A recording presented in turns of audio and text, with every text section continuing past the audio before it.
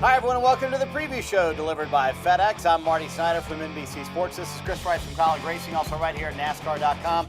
We're heading to Vegas this weekend, Rice, but first, I want to talk Atlanta. Boy, you were sliding all over the racetrack at Atlanta, weren't you? Wow. I thought the racing was fantastic at Atlanta. We had short pitting, we had tire strategy, tire fall off. I thought a lot of cool elements. What was your impression of the Atlanta racing? I absolutely love the racing. I know some people are going to say, hey, we didn't have cautions. We didn't have enough cautions. But I'm telling you, it put it back in the driver's hands. I mean, they're sliding all over the place. They're loose. They're tight. We're tearing tires up. We watched Kevin Harvick tear a right front tire up. That's unheard of right now with Kevin Harvick.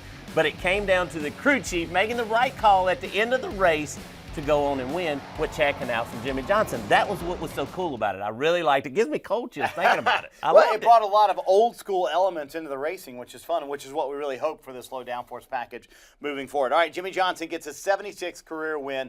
Obviously ties in with Dale Earnhardt. Let's be honest. Jimmy Johnson's been a guy who maybe has not been respected enough for his driving talents. When you now put him in a category with Dale Earnhardt where he's tied, does that earn him respect from the fans a little bit more, you think? Well, it earned a lot of respect from me because Dale Earnhardt was huge back in my day. He was the best driver that ever came along. But this modern era, to win 76 races, to beat the Jeff Gordon, to beat all the guys that he's beaten, that is huge. So, yes, I think we need to give him a little recognition and say, Jimmy Johnson's one of the best that there have been.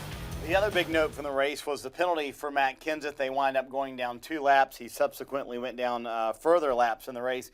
He was upset. He was upset with his crew. There seemed to be miscommunication. There seemed to be a misinterpretation of the rule. I talked to Jason Ratcliffe about it.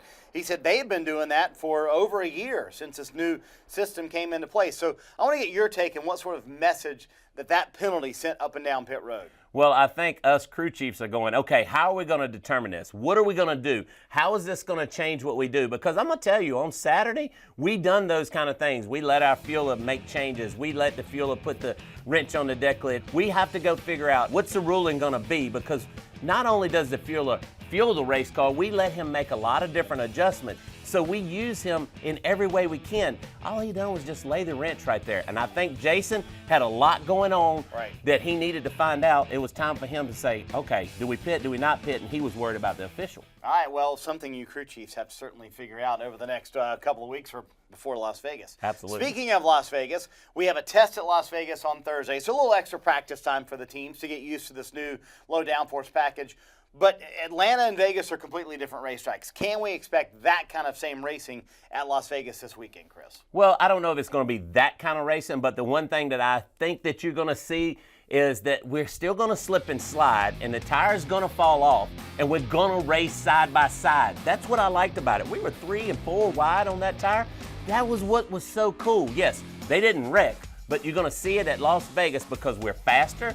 The racetrack has more grip than Atlanta, but the tire's still going to fall off, and they're still not going to have as much downforce, and they're going to be moving around a lot. You're going to see those cars move a lot. Especially through those bumps in 1 and 2. That's going to be fun to watch. I think Absolutely. We could see a few more caution flags at Las Vegas as well. This has always baffled me. The last 7 races at Vegas, 7 different winners. How does that happen at a racetrack? Well, I look at it a couple different ways. It's a fuel mileage racetrack. It's a racetrack that comes down to fuel mileage, and that's because the tire really hadn't meant that much at that racetrack at Las Vegas.